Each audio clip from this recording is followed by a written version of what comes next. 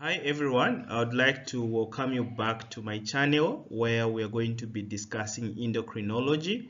So we already started looking at endocrinology. Today we'll be discussing lecture 3 that is biased towards the hypothalamus pituitary gland axis. So they are releasing hormones or inhibitory hormones that are secreted by the hypothalamus, and they will have an effect on the pituitary gland. So they can stimulate the release of other hormones from the pituitary gland.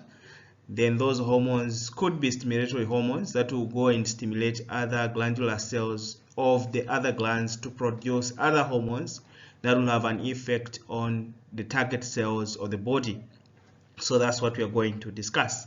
Then if we have enough time, we'll also discuss the growth hormone, the mechanism of the growth hormone. How does it stimulate the cells to grow and also to differentiate, to undergo mitosis? So that's basically what we're going to discuss. So this is lecture 3 in endocrinology. So the contents in this lecture, of course, we'll start by discussing the hypothalamus.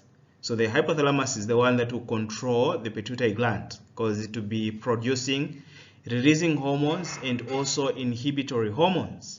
Then from there, we'll also discuss the pituitary gland. So this is a master gland that is also producing a lot of stimulatory hormones to other glandular cells. So for those other glands to produce and also secrete hormones, they need a signal that will be coming from the pituitary gland. So this is the hormonal control of hormone release, if you remember in lecture 2. Then the pineal gland, we can also discuss a pineal gland in this lecture if we have time. So let's start our lecture. So we'll start by looking at the development of the brain. So the development of the brain, and also because the hypothalamus and the pituitary gland are part of the brain, so you need to know how they are developed.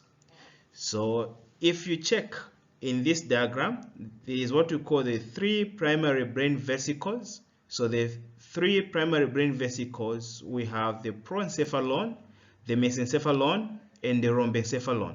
So these are the 3 primary vesicles that are there when the brain is developing. Inside them, there is a cavity where you have the cerebrospinal fluid. But the 2 vesicles here, the proencephalon and the rhombencephalon, is going to divide into 2. So you can see that the proencephalon is dividing into the telencephalon and the diencephalon. Then the mesencephalon doesn't divide, so it will still maintain its structure. So you can see here, we still have the mesencephalon. Then we have the rhombencephalon that is going to divide to form the metencephalon and the myelencephalon. So you can see now that here you have 5 secondary brain vesicles. So we started with 3, we are ending with 5. So we do have 5 secondary brain vesicles, and within the vesicles, of course, we have the fluid that is developing there. So at 3 to 4 weeks during embryo development, we can only appreciate 3 primary brain vesicles. Then at 5-6 weeks of embryo development, this is when you can appreciate the 5 secondary brain vesicles. So the 5 secondary brain vesicles are developing from the 3 primary brain vesicles. So I've said the proencephalon is going to divide into the telencephalon and the diencephalon. The mesencephalon doesn't divide. Then the rhombencephalon is going to divide into the metencephalon and the myelencephalon. Within these vesicles, we have a cavity housing the cerebrospinal fluid, and these ventricles later on, they will be responsible for the production of cerebrospinal fluid. So we can see the cavities. So the cavities, the vesicles forms the wall of the ventricles. Then within the ventricles, you have the cavities. So you see that the telencephalon forms the cerebrum. The cerebrum will be housing the lateral ventricles. We have the 2 lateral ventricles that are found within the cerebrum. Then we have the diencephalon. So the diencephalon, there are structures that are originating from the diencephalon. We have the thalamus, the hypothalamus, and the epithalamus.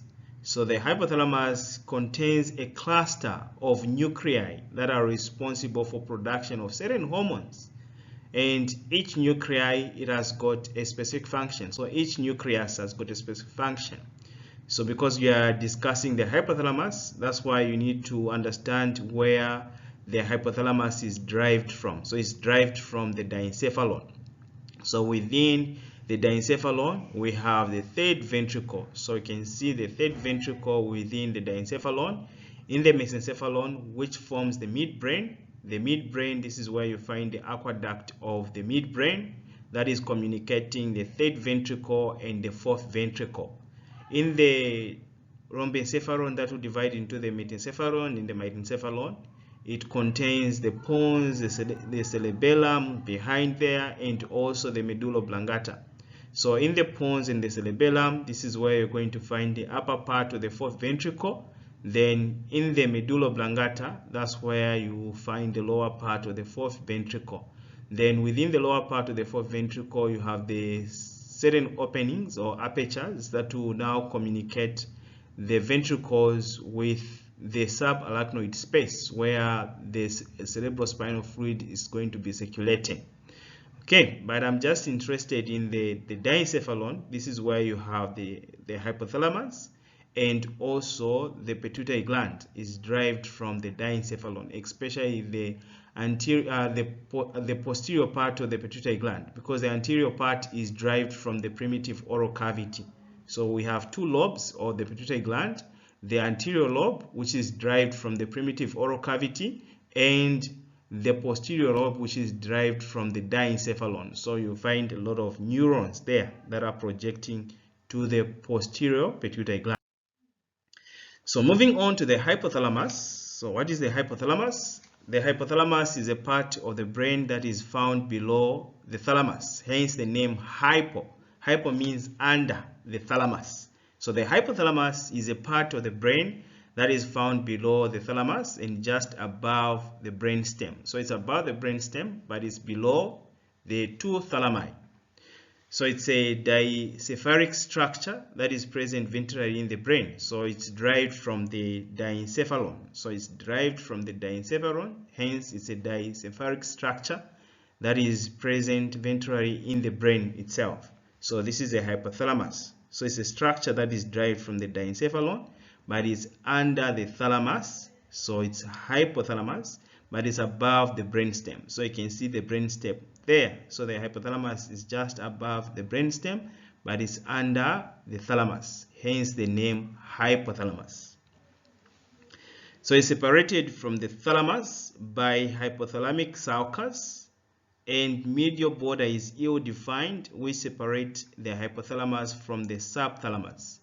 So it's separated from the thalami, the two thalami, by the hypothalamic sulcus. So I can see you have this hypothalamic sulcus that is separating the hypothalamus from the two thalami.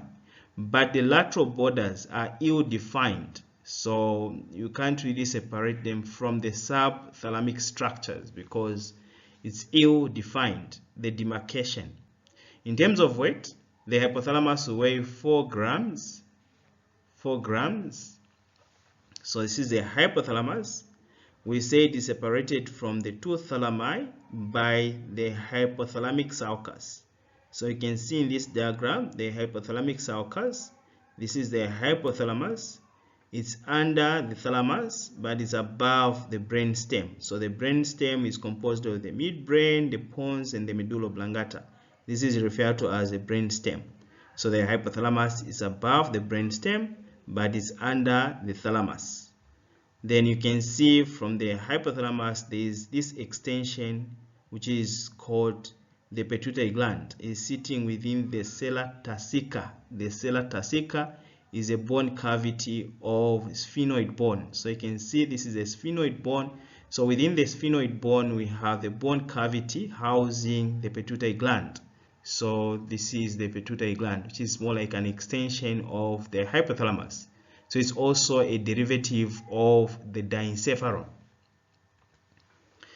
So like I said, the hypothalamus contains clustered set of nuclei which has diffuse connections with the cortex, the basal forebrain or the basal ganglia, the limbic structures, the brainstem nuclei.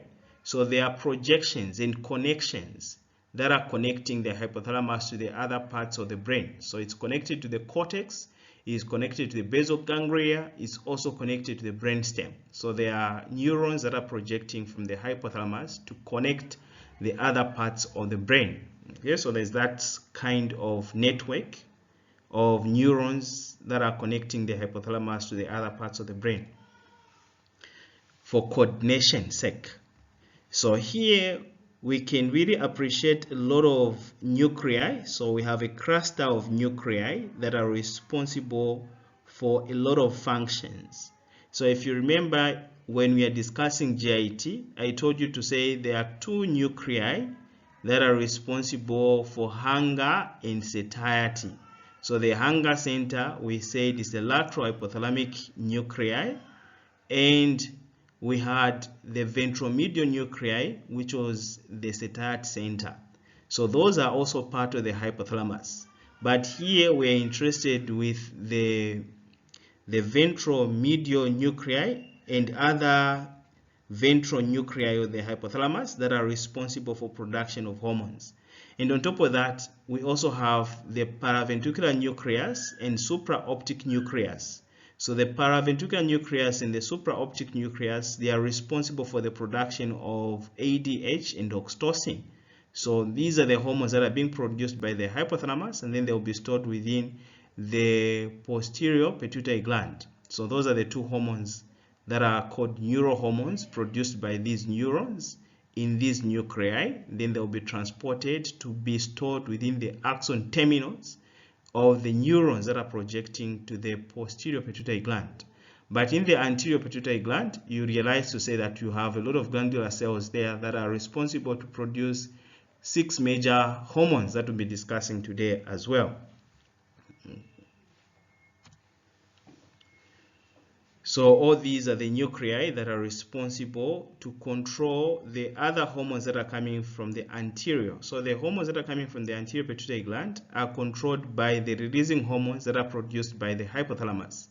So the hypothalamus is producing some releasing hormones and inhibitory hormones that will have an effect on the hormones that are being released by the anterior pituitary gland.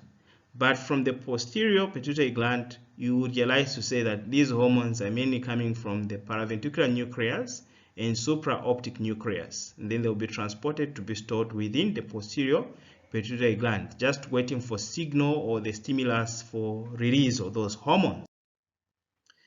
The hypothesis cerebri. The hypothesis cerebri is the other name for the hypothalamus. So the hypothalamus, the hypothalamus is actually what is responsible to control the hormones that are coming from the hypothesis cerebri. So the hypothesis cerebri is the other name for the pituitary gland. So the pituitary gland is also called the hypothesis cerebri because it's somehow derived from the hypothesis, which is part of the diencephalon. So it's derived from the hypothalamus, which is a part of diencephalon, or a derivative of the diencephalon, which I mentioned earlier on.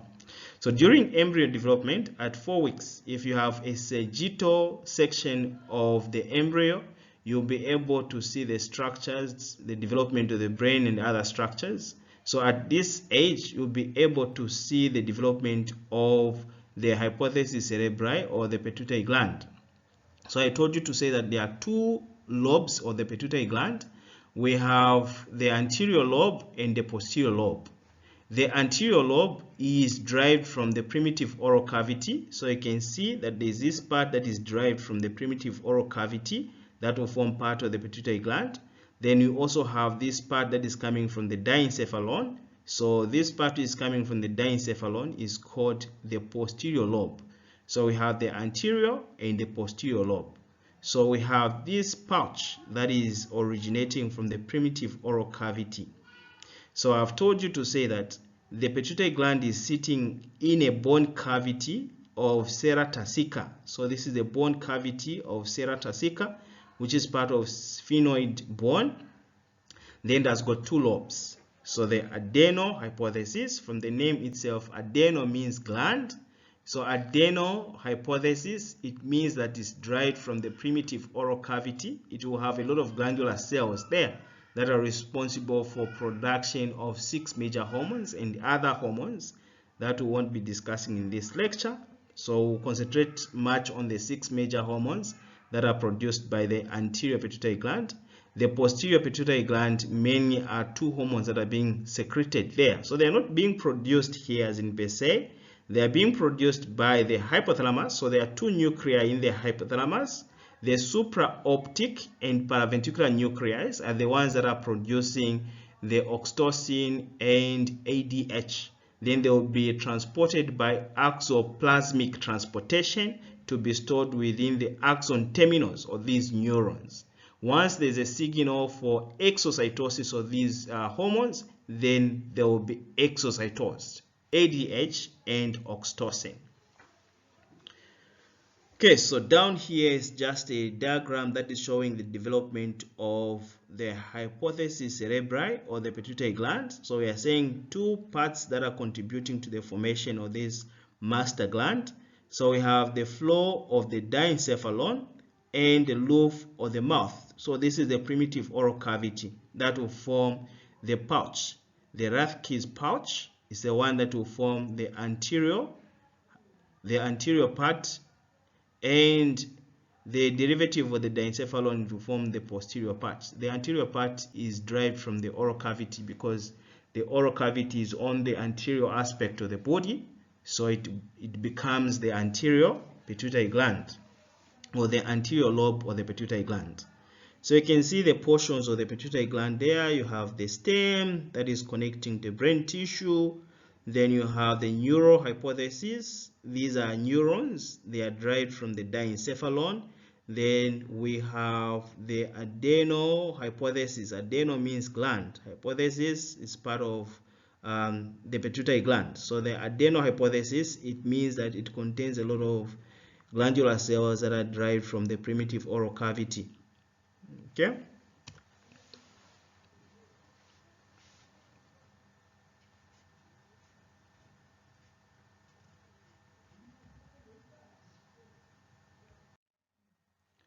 In this diagram, we can appreciate the 2 parts of the pituitary gland.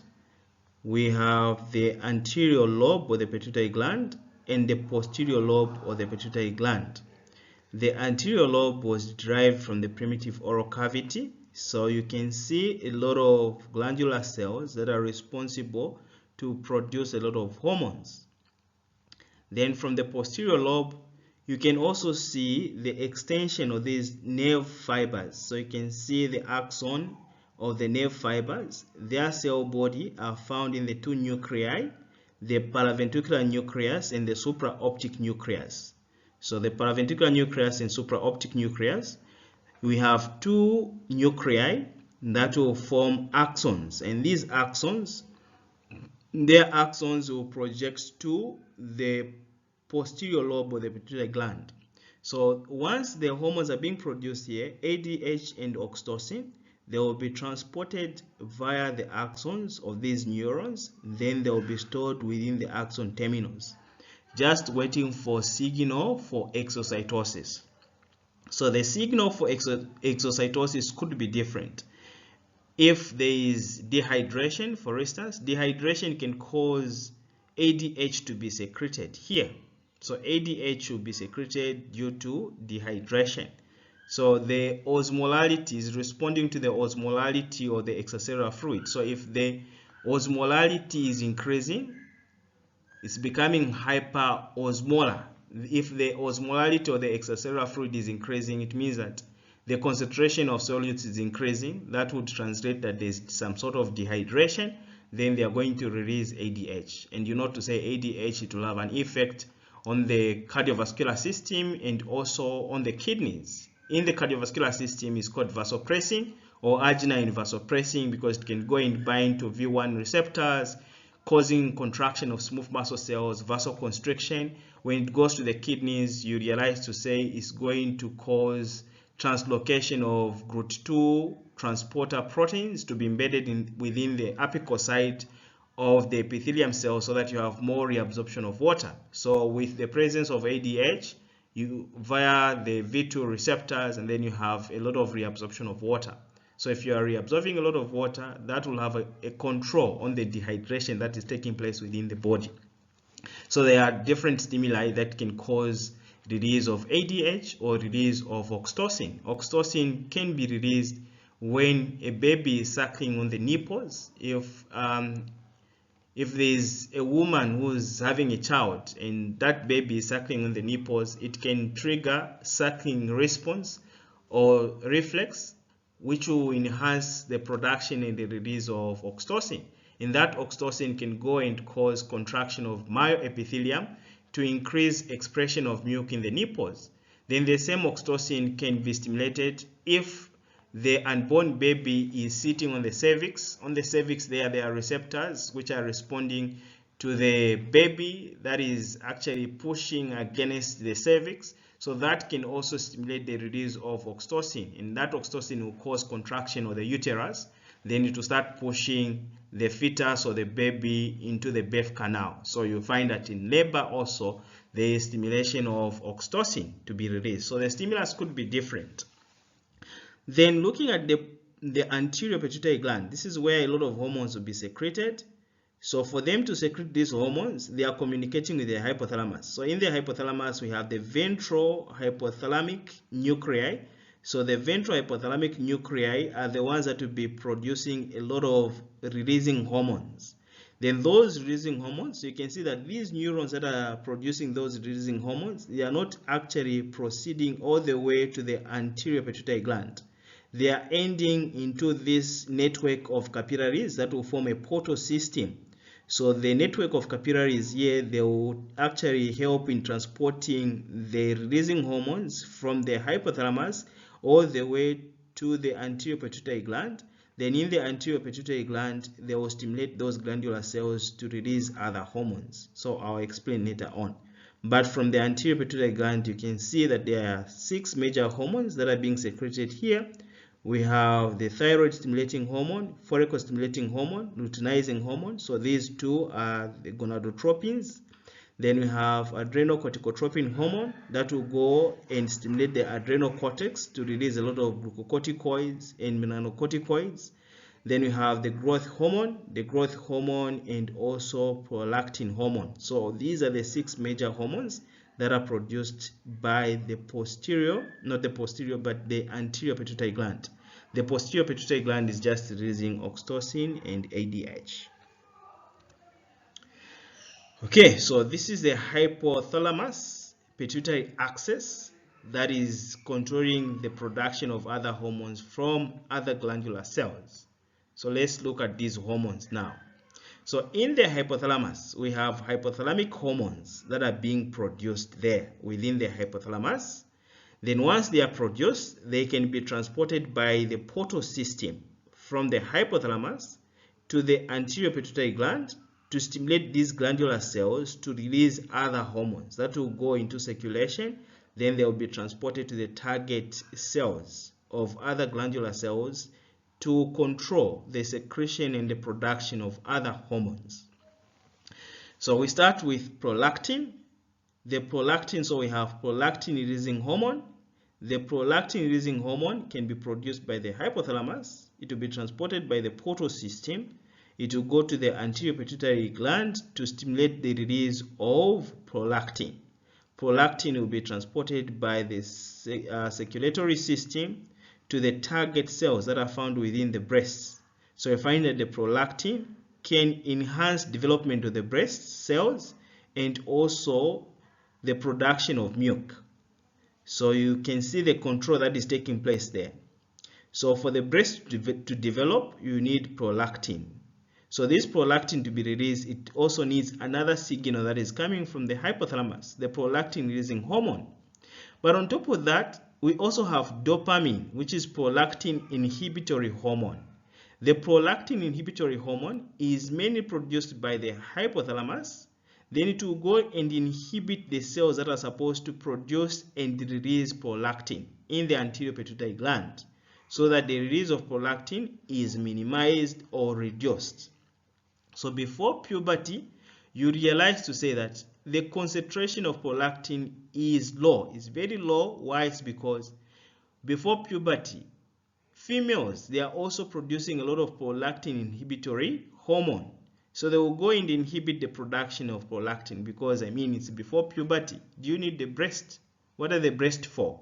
So you find that God has designed it in such a way that there is regulation at a particular age when you don't need the breasts because you're not pregnant, you're not going to be breastfeeding anytime soon. So God just designed it that the body should be producing a lot of prolactin inhibitory hormone before puberty, so that is going to inhibit the development of the breast and also the contraction of the uterus. It's not going to be that much because you don't have much of the prolactin.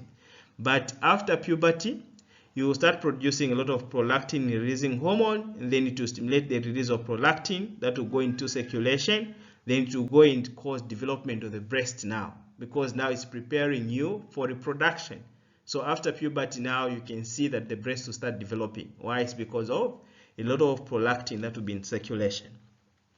The hypothalamus can also produce thyrotropin releasing hormone that will go and stimulate the hypothalamus, the anterior hypothalamus, to release thyroid stimulating hormone. The thyroid stimulating hormone will be transported by the bloodstream to the thyroid gland to stimulate the cells there that will produce a lot of thyroid hormones, and the thyroid hormones will have an effect on many target tissue cells.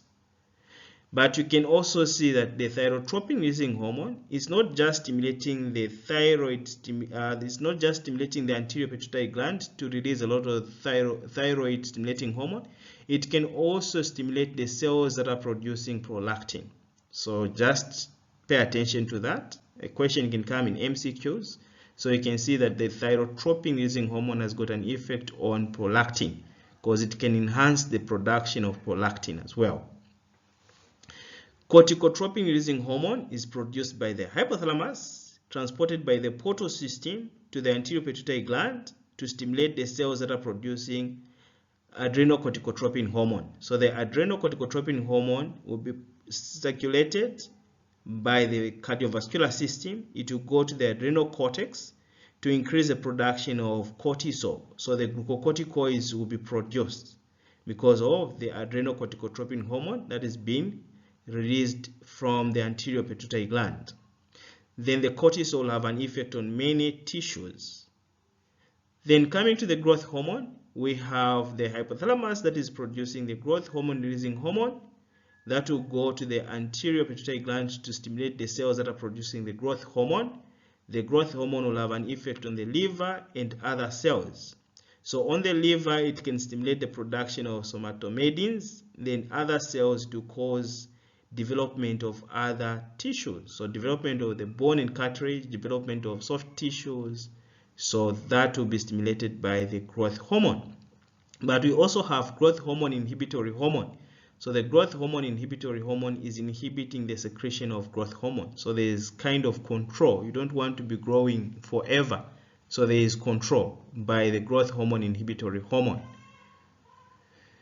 Gonadotropin releasing hormone is also produced by the hypothalamus, transported by the portal system to the anterior pituitary gland to stimulate the production and secretion of gonadotropins. There are two gonadotropins, the follicle-stimulating hormone and luteinizing hormone.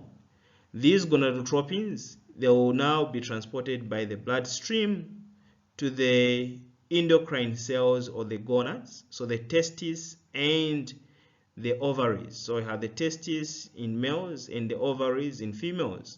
So they will be stimulated by follicle-stimulating hormone and luteinizing hormone to produce a lot of androgens. If it's in males, in females, there will be production of estrogens and progesterones.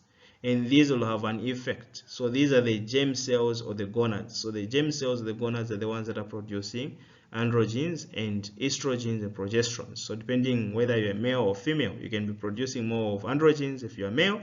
If you're female, there will be more production of estrogens and progesterones. Okay. So basically, it's the same information here. It's just a summary. You can see the releasing hormones and the inhibitory hormones that are coming from the hypothalamus. They are transported by the portal system to the anterior pituitary gland to stimulate the release of other hormones or to inhibit the release of other hormones. From the posterior pituitary gland, we have these neurons that are projecting from the supraoptic nucleus and paraventricular nucleus. So once they produce ADH and oxtosyn, they will be transported and stored within the axon terminals that are located within the posterior pituitary gland. If there is a signal for release of these hormones, they will be released and then they will be transported by the circulation system or the circulatory system, the blood streams, to the target cells for their effect.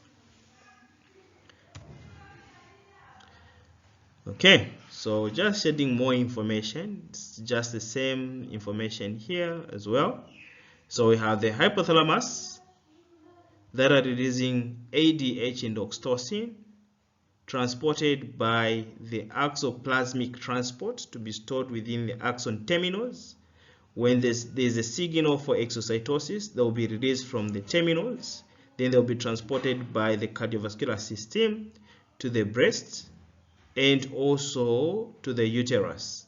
So you can see oxtosyn, it will have an effect on the breast itself. It can cause milk expression from the nipples if the mammary gland is actually developed and is producing milk. Then it will have an effect on oxtocin. That's why it will have an effect on the uterus. That's why oxtocin has got an effect on labor. So it's going to cause contraction of smooth muscles of the uterus.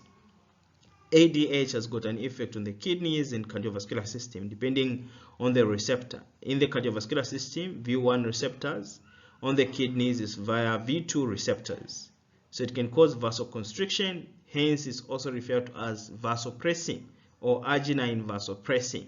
In the kidneys, it will cause translocation of GLUT2 channels, the aquaporins 2. So we have aquaporins 2 channels, not GLUT2 channels, but the aquaporins 2 channels that are responsible for reabsorption of water. So aquaporins 2 channels. Then we have the 6 major hormones that are produced by the anterior pituitary glands. They are being stimulated by releasing hormones produced by the hypothalamus. Then they can produce prolactin. You have prolactin releasing hormone that will stimulate the production of prolactin. It has got an effect on the development of the breast and also production of milk.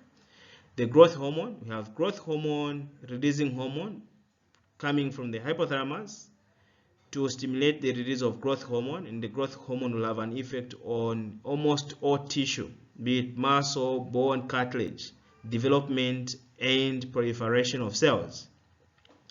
The gonadotropins, we have gonadotropin releasing hormone that will stimulate the anterior pituitary gland to release a lot of gonadotropins. There are 2, follicle stimulating hormone, luteinizing hormone, that will go to the testes and ovaries to stimulate the production of steroid hormones from there.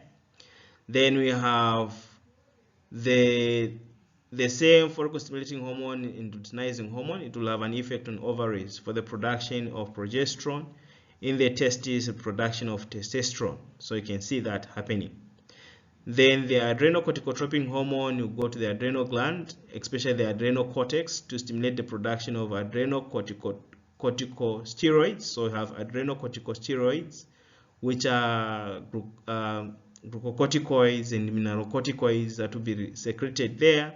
Then we have the follicle stimulating hormone that is stimulating the thyroid gland to produce thyroid hormones, the T3, T4, thyroxine and triiodothyronine. The thyroxine is also referred to as tetraiodothyronine.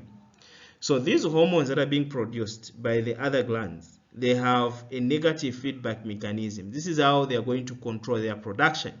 So if you have more of testosterone, progesterone, estrogens, androcorticosteroids, thyroid hormones, they have a negative feedback mechanism. So they will go and inhibit the hypothalamus to produce the releasing hormones.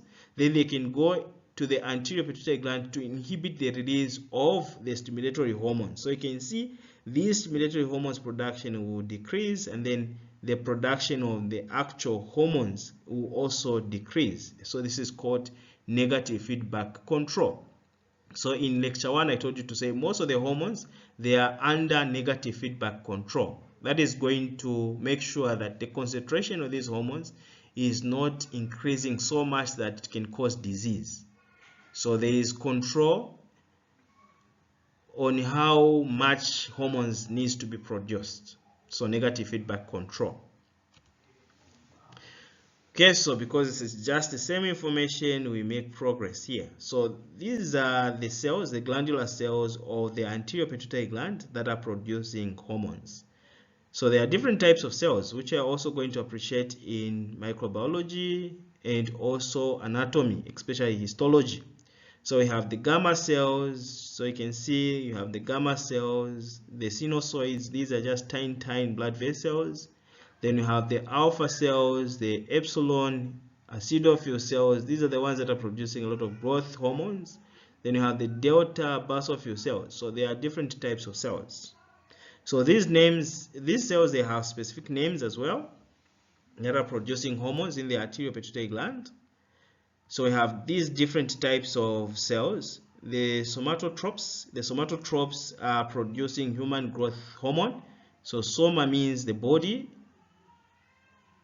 Somatotropes, it means these are the cells that are producing human growth hormone that will have an effect on the body of a human being or an animal. So they are called somatotropes.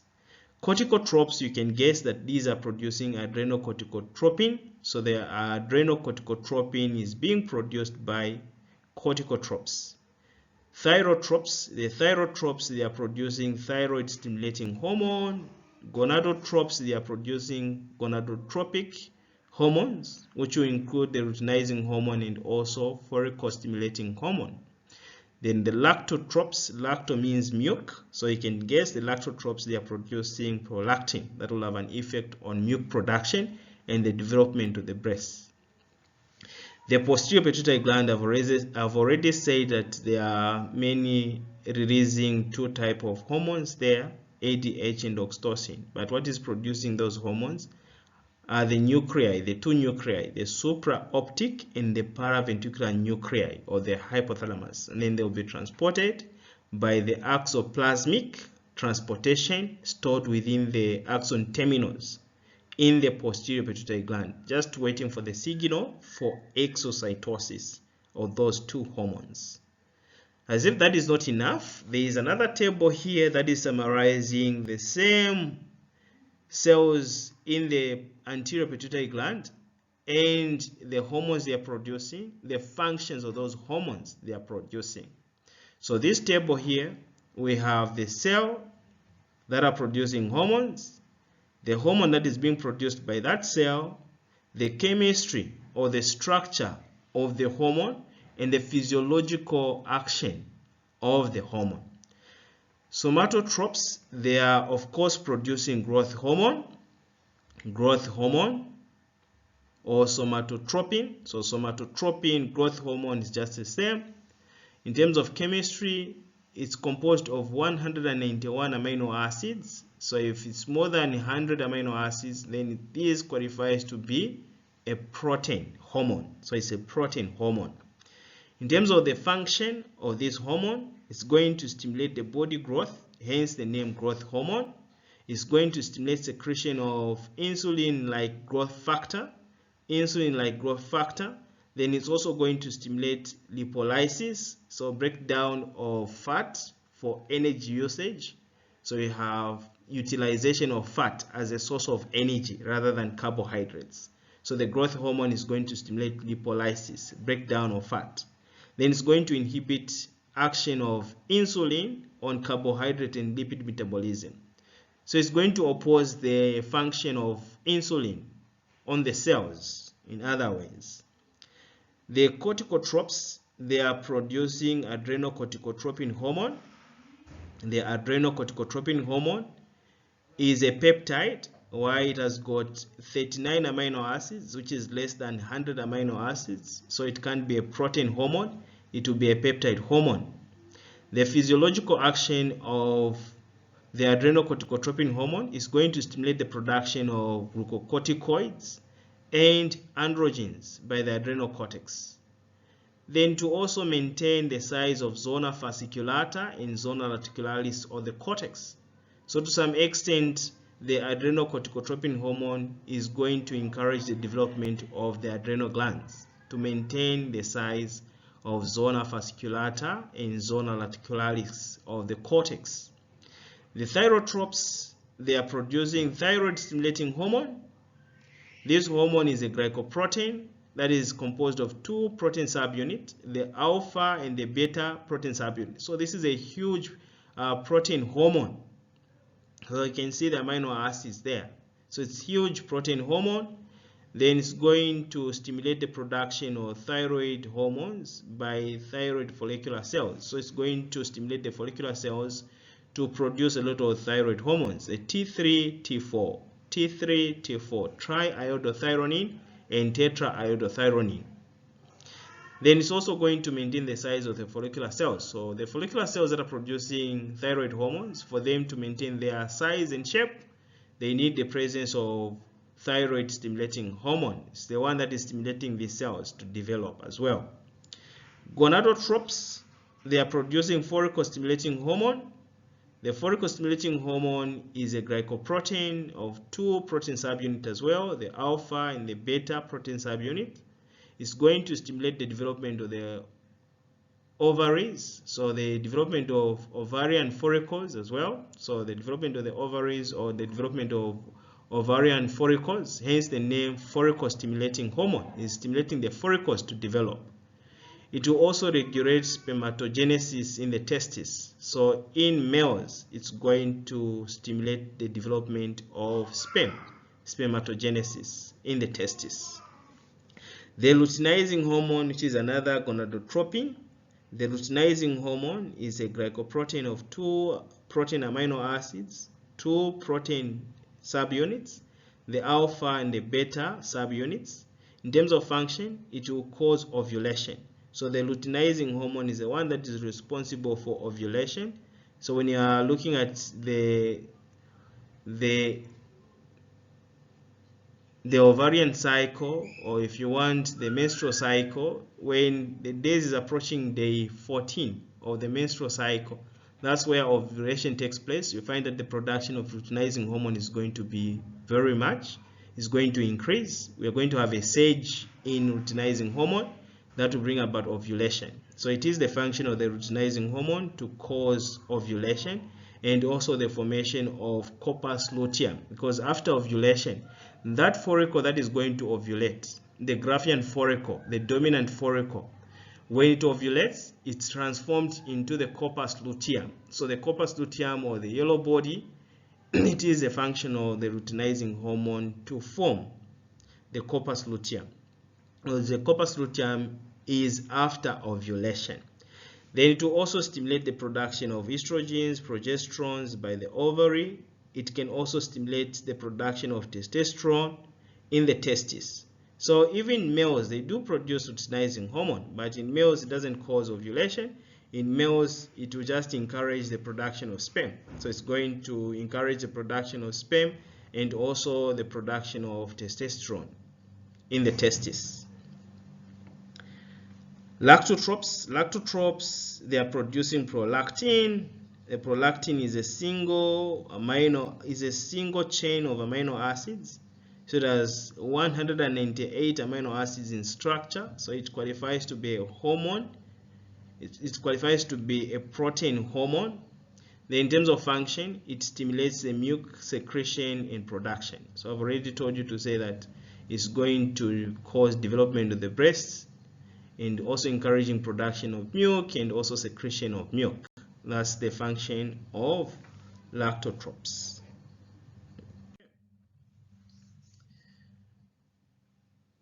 So pituitary hormones, to some extent we've already discussed the pituitary hormones, but just to have a general overview of the pituitary hormones, even as much as we've discussed much of them.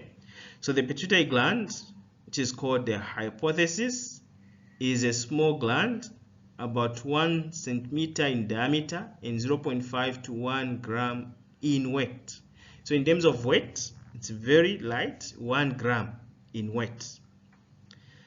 It lies in the sella turcica, a bone cavity at the base of the brain. So at the base of the brain there we have the bone cavity, which is called the sella turcica. So this cavity is found within the sphenoid bone.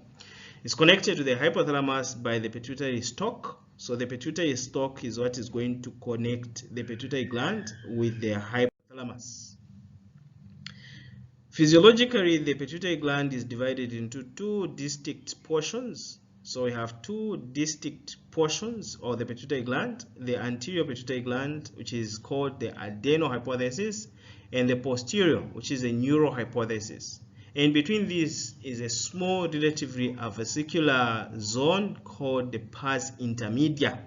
The pars intermedia can produce melanocyte-stimulating hormone. So the pars intermedia, in between the anterior and the posterior pituitary gland, there are cells there that can also produce hormones like melanocyte-stimulating cells that will stimulate melanocytes to produce a lot of melanin to give you color of the skin. So you are brown in terms of skin color, you are light, you are dark. Why? It's because of the melanin that is being produced by the melanocytes. So these melanocytes, to produce the melanin, they need to be stimulated by melanocytes stimulating hormone that is being produced by the pars intermedia. The 6 important peptide hormones are secreted by the anterior pituitary gland, and we have the 2 important peptide hormones that are secreted by the posterior pituitary gland, of which we've discussed them to some extent. The first one is the growth hormone that is being produced by the anterior pituitary gland, the adrenal hypothesis.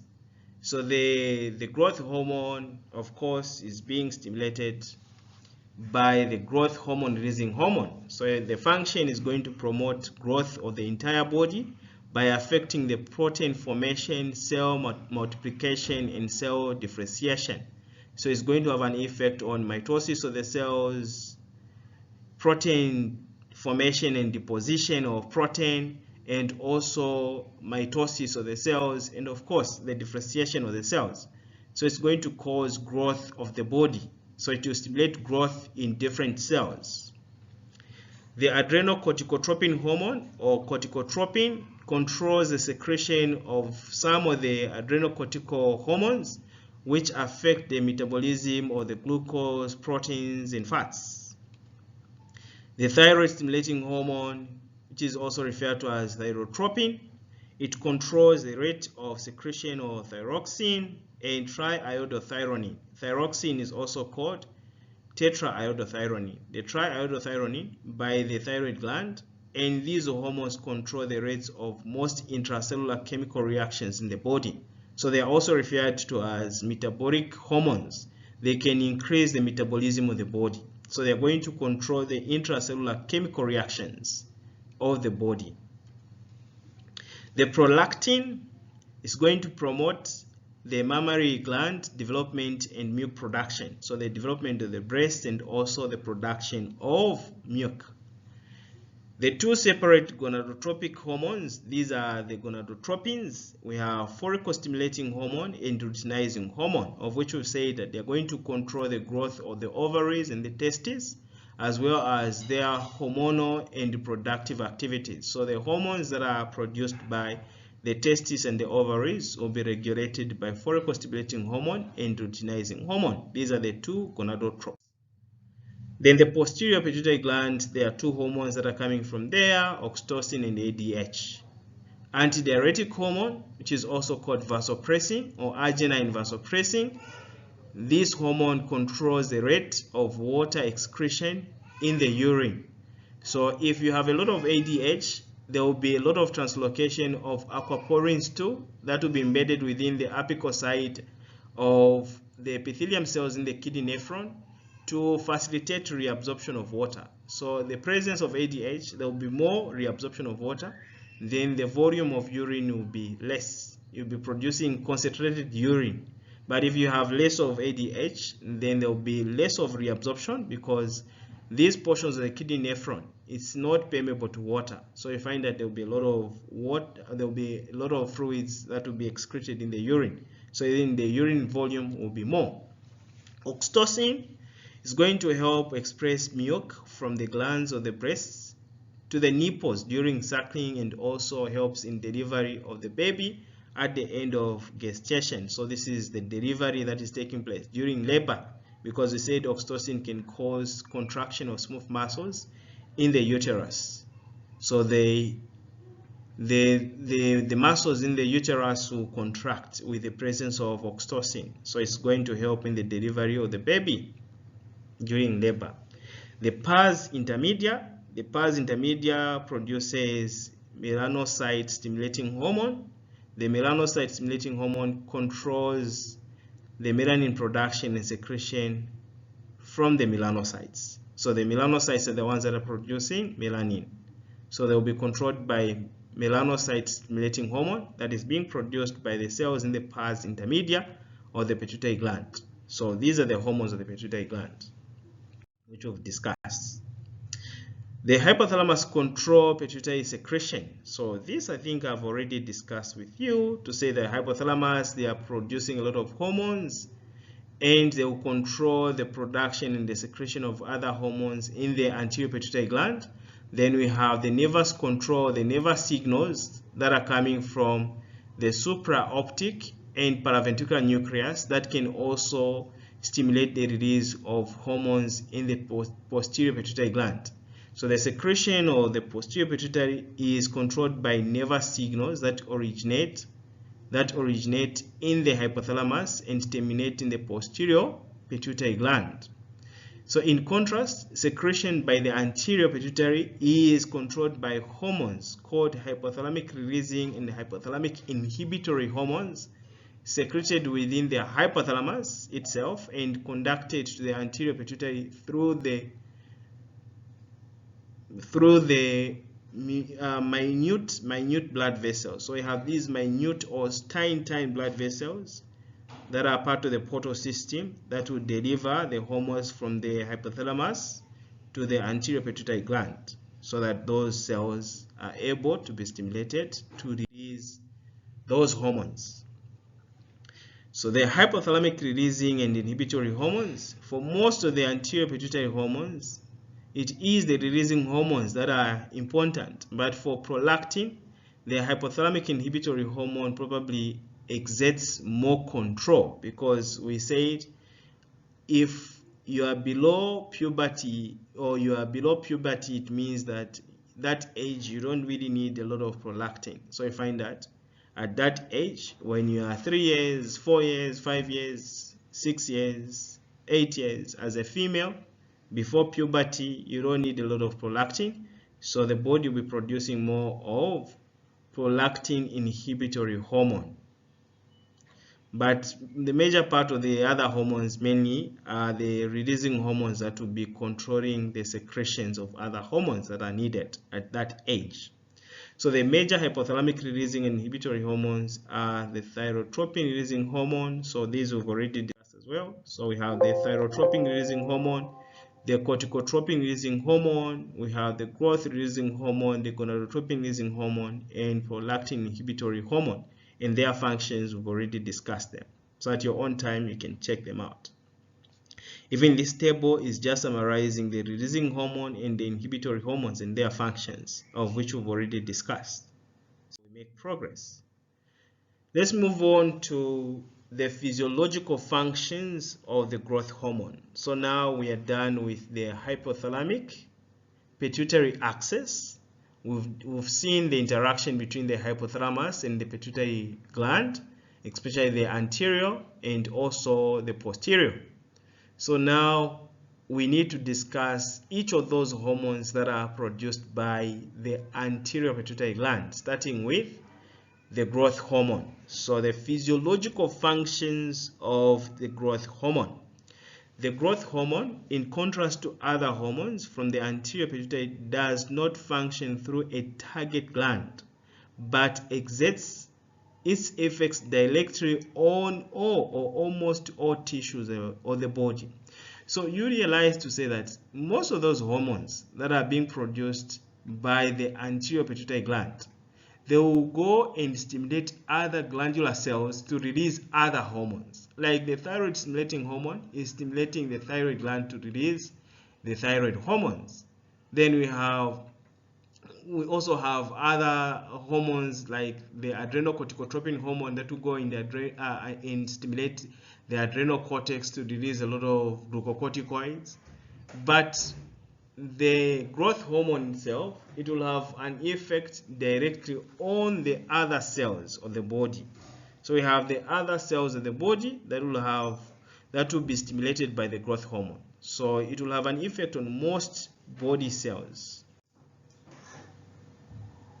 So the growth hormone will promote growth of many body tissue by promoting increased size of cells and increased mitosis and cell division or cell differentiation.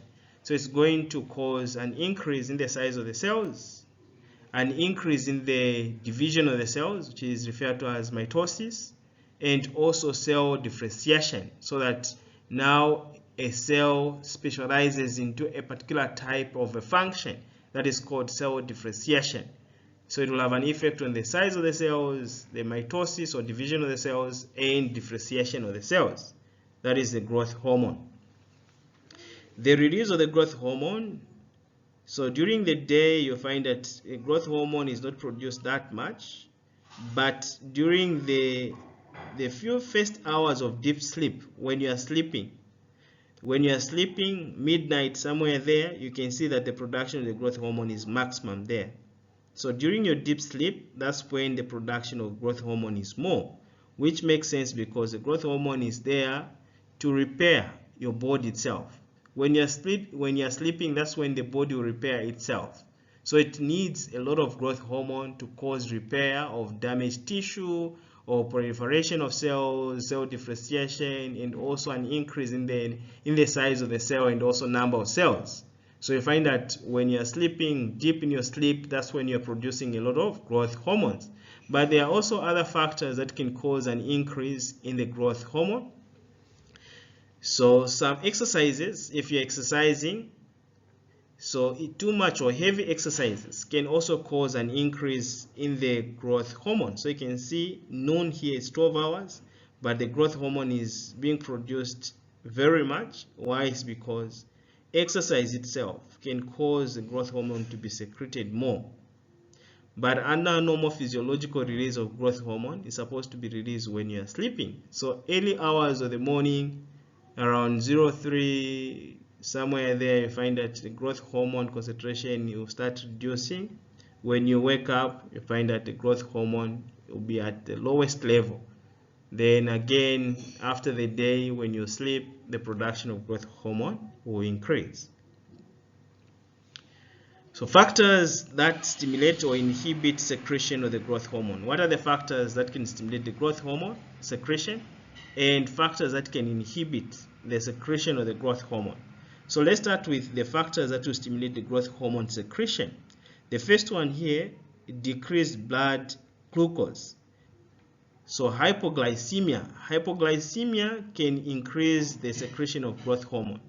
Even when you're sleeping, because late at night you're not eating anything, so you find that the blood glucose levels will start reducing because the muscle cells and also adipose cells, they're internalizing the glucose from the blood, and then the blood glucose levels will start reducing. That will bring about hypoglycemia, and that itself is going to stimulate the production and the secretion of the growth hormone.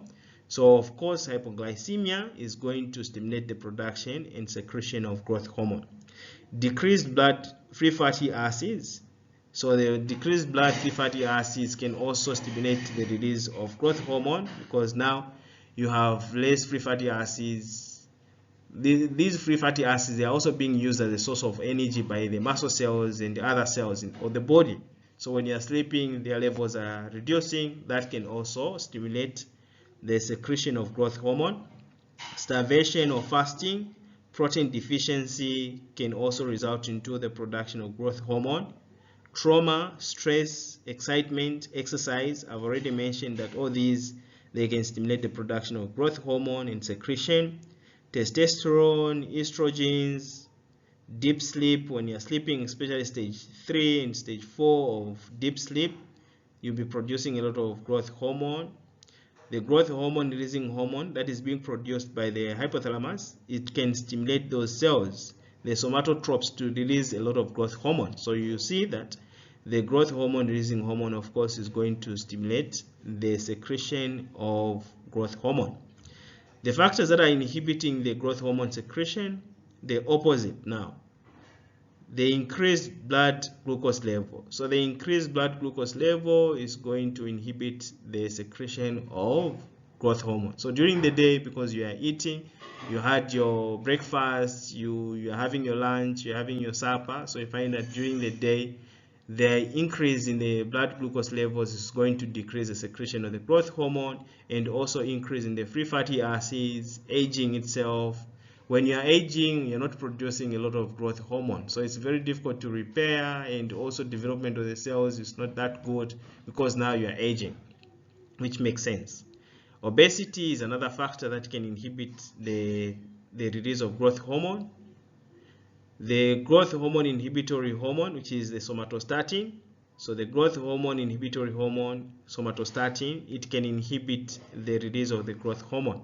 Then the growth hormone itself, this is the negative feedback mechanism. So an increase in the growth hormone, it can inhibit the secretion of the growth hormone from the anterior pituitary gland. This is a negative feedback mechanism to control the concentration of growth hormone.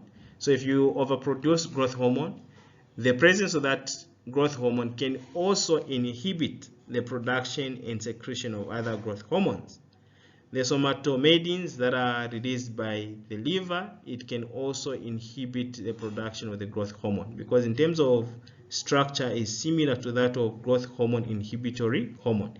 So the somatomedins, they are more like growth hormone inhibitory hormones, so they can also inhibit the secretion of growth hormone, or the insulin-like growth factors that are produced by the liver, the somatomedins. They can inhibit the production of growth hormone. Making progress, let's look at the metabolic functions of the growth hormone. What are the actual metabolic functions of the growth hormone? Such questions come in MCQs as well. So what are the major metabolic functions of the growth hormone? So the first one, the growth hormone is going to promote protein deposition in tissues. So it's a growth hormone that will encourage deposition of protein in tissues, because you want the cells to increase in size or the tissue to develop. So you find that the growth hormone is going to promote deposition of protein in tissues. It's going to enhance fat utilization for energy. So the growth hormone is going to spare carbohydrates and encourage the body to utilize fat as a source of energy. So the growth hormone is going to enhance fat utilization for energy to spare the carbohydrates and the proteins. The growth hormone is going to decrease carbohydrate utilization. So you're using fat as a source of energy. You are decreasing the use of carbohydrates as a source of energy in the presence of the growth hormone. The growth hormone is also going to stimulate the cartilage and bone development. So cartilage and bone growth or development is facilitated by the growth hormone. So these are the four major metabolic functions of the growth hormone. This diagram is also summarizing the control of growth hormone secretion and the functions. So you can see from the hypothalamus that is producing the growth hormone releasing hormone, and also somatostatins. Somatostatins are the growth hormone inhibitory hormones, but is producing this growth hormone releasing hormone that will go to the anterior pituitary gland via the portal system. Then it will stimulate the somatotropins. The somatotropins to release a lot of growth hormone. So the somatotropins now will be stimulated to release a lot of growth hormone. The growth hormone will be transported by blood. It will go to the liver cells and the other tissues, where it's going to stimulate the production of insulin-like growth factors. And the insulin-like growth factors will stimulate other tissues to grow. So it can stimulate, it will have an effect on the skeleton itself and also extraskeletal effect. So on the skeleton, it will cause an increase or the growth of the cartilage and the formation and the development of the bone tissue. Then it can also cause an increased protein synthesis and also cell growth and proliferation of the cells. That will bring about growth of the cells and the tissues. then the growth hormone has got an anti-insulin action. So it means it's going to oppose the function of insulin. So it could be antagonistic to insulin. So it has got an anti-insulin action on the fat and carbohydrates. So on the fat, it will increase lipolysis. So you are using fat as a source of energy to spare the carbohydrates and the proteins. So the carbohydrate metabolism is going to increase blood sugar. Why? It's because it has got an anti-insulin action. You know, to say insulin is going to encourage the cells to internalize glucose and use glucose as a source of energy. But here the growth hormone is doing the opposite. So I find that there will be an increase in blood sugar levels because the cells are not internalizing glucose. And also you have other anti-insulin effect by the growth hormone, which we'll discuss maybe in the next slide. So this slide is showing the metabolic action of the growth hormone, the mode of action, the effect of the growth hormone on the cells. So the mechanism of action for growth hormone. Of course, for the growth hormone to stimulate the cells, it needs to go and bind to growth hormone receptor. So most of the body cells, they do have growth hormone receptor. And this growth hormone receptor is coupled with some enzymes, or it's linked to some enzymes. So this is a receptor enzyme linked channel, not necessarily channel, but it's a receptor that is linked with an enzyme. So enzyme linked receptor. Once growth hormone comes in bind, it will activate the receptor, the growth hormone receptor. That will cause activation of kinases. So this is called Janus kinase. It's a Janus kinase. So it's a kinase enzyme that will phosphorylate other proteins. So this is an example of tyrosine kinase. Remember, tyrosine kinase, Janus kinase. So this enzyme will phosphorylate other proteins. So it will go and phosphorylate proteins that are involved in transcription of target genes. So you have the start, the signal transducer and activator of transcription. So these proteins, the signal transducer and the activator of transcription, once they are phosphorylated, they will be activated. Then they will go and activate enzymes that are involved in transcription. So transcription of target genes will be enhanced. So there will be proliferation of a lot of not necessarily proliferation, but synthesis of proteins or protein translation, because after transcription of DNA into messenger RNA, they need to be translated into proteins, and those proteins will be deposited within the cells. So the deposition of those proteins will bring about growth of the cells, development of the growth of the cells. So you can see the metabolisms there that are going to increase.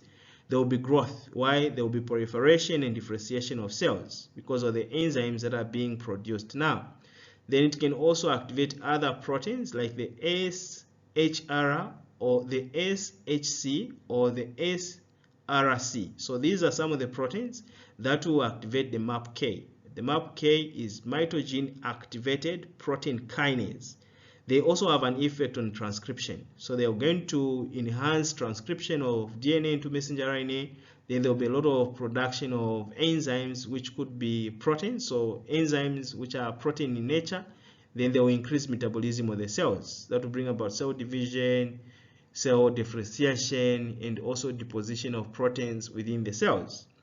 And then I've told you to say that the growth hormone has got an anti-insulin effect. So it's going to inhibit the insulin receptor substrate. Under normal circumstances, when insulin comes and binds to insulin receptors, it's going to activate the insulin receptor substrate.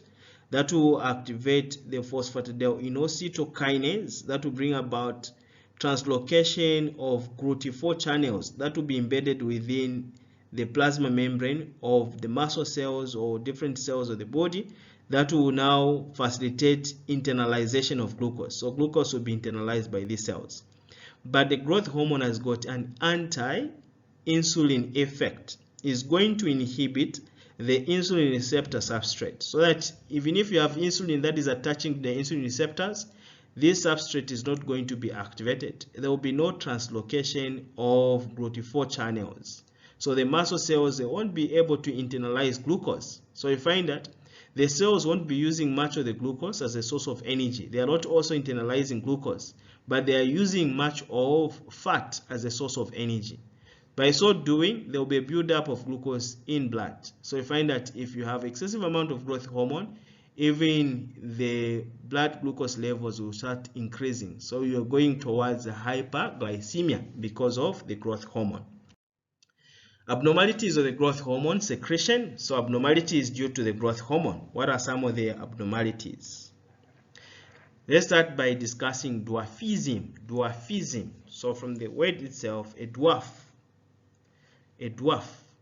is due to under secretion of the growth hormone. So if you're not producing enough growth hormone, you can be a dwarf because you need the growth hormone for you to grow. So if you don't have the growth hormone, it means that you're not growing very well, then you become a dwarf.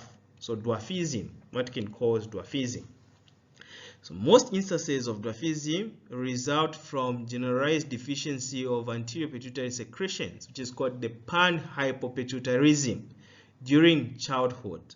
So in panhypopituitarism, it means that you are not producing a lot of hormones from the anterior pituitary gland. Remember, I told you to say from the anterior pituitary gland, you are producing about 6 hormones. So those 6 hormones, you're not producing them. Among those 6 hormones is the growth hormone. So you won't be growing. So in panhypopituitarism, it means that you're lacking those 6 hormones that are supposed to be produced by the anterior pituitary gland. So if you remember the story of Peter Pan, there was a boy who was 1,000 years old, yet he was not getting old. Why? It's because he had panhypopituitarism, Peter Pan. So it's because he was not producing a lot of growth hormones, he was not producing a lot of gonadotropins, so he was not developing. He remained a boy for a long period of time.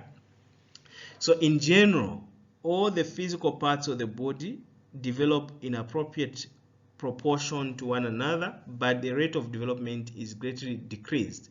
So you find that the body parts won't be developing that much, but the proportion of development is appropriate, meaning that you have small hands, small head, everything will grow, but not to that extent. So everything will be undergrow. So it means that you're not growing that much. So I'm saying that in general, all the physical part of the body will develop in appropriate proportions to one another. So the hand will be small, the head will be small, the legs will be small, the tummy will be small, everything will be small about you when you have panhypopituitarism, whereby you are lacking almost all the 6 hormones from the anterior pituitary gland. So a person with panhypopituitarism dwarfism does not pass through the puberty and never secretes sufficient quantities of gonadotropin hormones to develop adult sexual functions. So because you are not producing gonadotropins, the follicle stimulating hormone and luteinizing hormone, there will be no development of the sex organs. So the sex organs, the testes, the penis itself, the ovaries, the vagina will be underdeveloped to some extent that you can't really reproduce. So you can't have a child if you're suffering from the panhypopituitarism. But in 1/3 of such dwarfs, however, only the growth hormone is deficient. These persons do mature sexually and occasionally reproduce. So they are able to reproduce because what they are lacking now is just the growth hormone. So they are not going to be growing tall or huge. They will be small in stature, but the reproductive organs, they will still develop because they still produce gonadotropins. So they still have follicle stimulating hormone, they still have luteinizing hormone that is responsible for ovulation, development of sperm, and also development of the follicles. So they can still reproduce, but it means that in terms of height, they'll be very short and they'll be very small because they are lacking the growth hormone. These are the examples of the dwarf. So you can see, you can really appreciate that this person is old, but they are very short, very small. They can still reproduce. What they are lacking is just the growth hormone. So their organs or their body is not growing, yet they can attain sexual maturity. So if they are they can mature sexually, it means that they can also reproduce. So they are able to reproduce, but they are not growing that huge because they are lacking the hormone. The opposite is called gigantism or giantism. Gigantism is the opposite of dwarfism. So now you are overproducing the growth hormone, you become the giant. You don't know when to stop growing.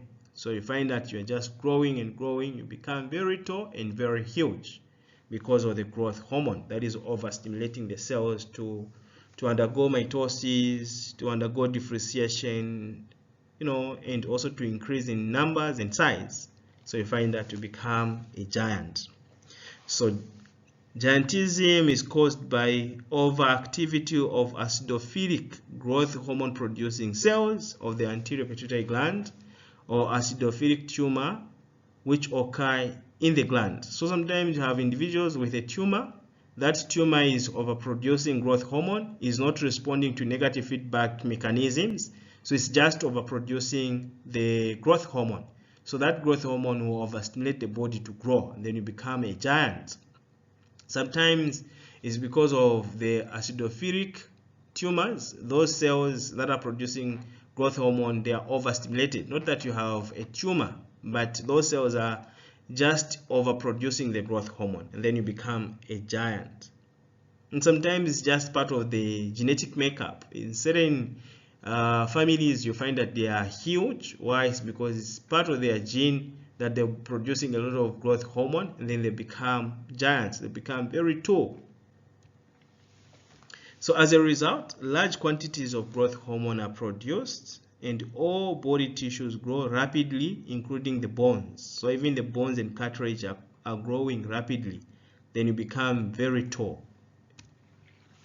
So if the condition occurs before adolescence, before the epiphysis of the long bone have become fused with the shafts, height increases so that the person becomes a giant, maybe up to 8 feet tall. So if you are having this condition before adolescence stage, meaning that your epiphyseal plates are not yet fused with the shaft or the long bones, so there is room for them to grow. So you become very tall. So your height will increase so much that you become a giant, because now this is before adolescence. But if it happens after adolescence, you find that this is when the epiphyseal plate has fused with the shaft of the long bones. Then there is no room for them to grow tall. They'll be becoming very thick. So now the bones, they can't grow tall. They'll be becoming very thick. And then that will end up with a condition which is called acromegaly. So the giant ordinarily has hyperglycemia. So the effect of the hyperglycemia, we saw to say the growth hormone has got an anti-insulin effect. So the anti-insulin effect, it will be inhibiting the cells to use a lot of glucose. So the glucose will be trapped outside the cells. So that will result into hyperglycemia. And the beta cells of the islets or Langerhans in the pancreas are prone to degenerate because they become overactive owing to the hyperglycemia. Because of hyperglycemia, the pancreas will try by all means to produce a lot of insulin so that the cells can internalize the glucose. But the effect of insulin is being blocked by the growth hormone. So you find that there will be overactivity of the pancreatic beta cells. They'll start dying off, and then you end up with a full-blown picture of diabetes. So consequently, in about 10% of the giants, full-blown picture of diabetes mellitus will eventually develop because of the hyperglycemia. So that will result into diabetes mellitus. So these are examples of giants. So you can see you have this woman here who's a giant. Okay, she's more of acromegaly. She's not very tall, but she's huge. So it means that at this point, maybe she had the tumor after adolescent stage. So the bones, they didn't have much room for them to grow tall, but she became a giant. She was just becoming thicker so she became huge as such. But you can see the other photos, you have this giant here, so it means the tumor or the production of growth hormone happened before adolescence.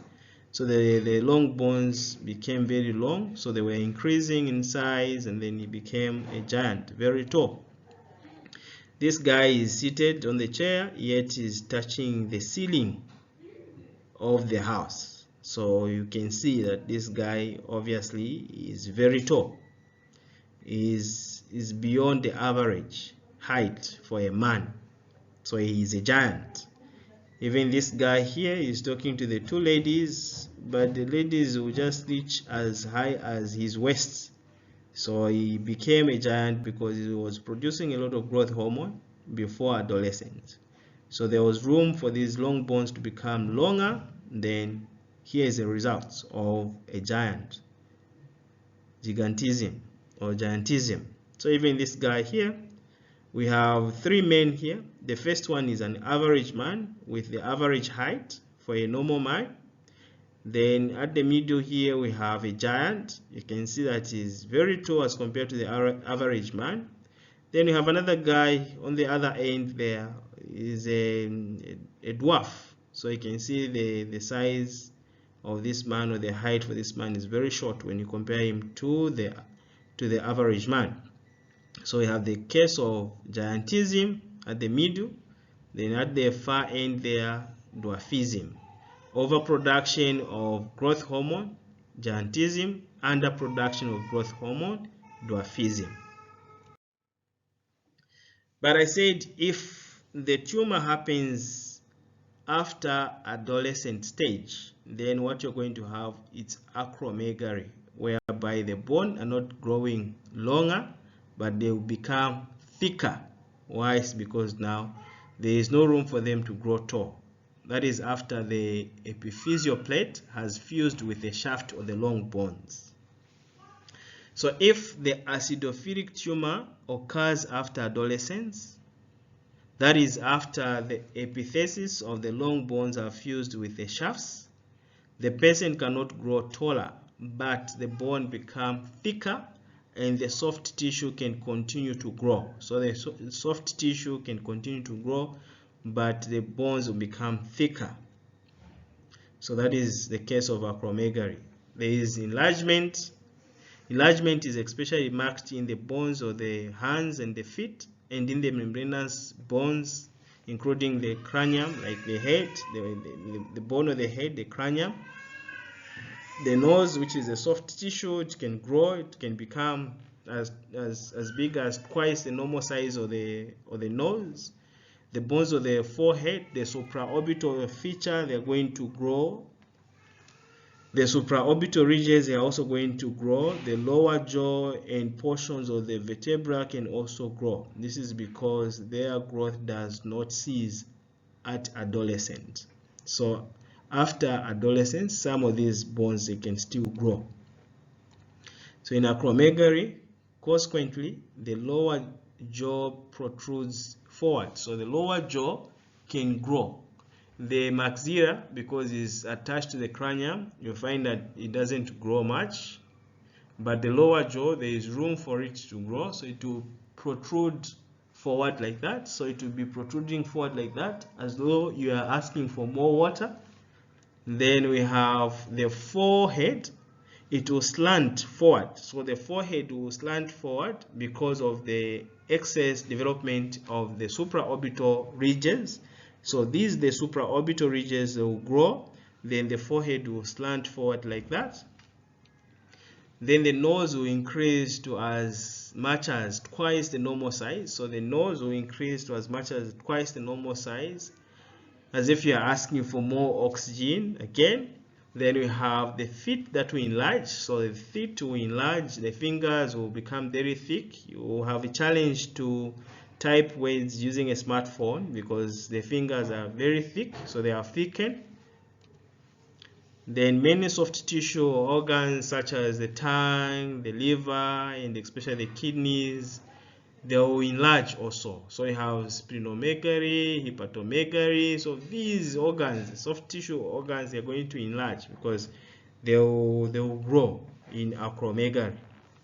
So this is an example of a woman who is suffering from acromegaly. You can see the forehead is slant forward because of the supraorbital features that are also growing.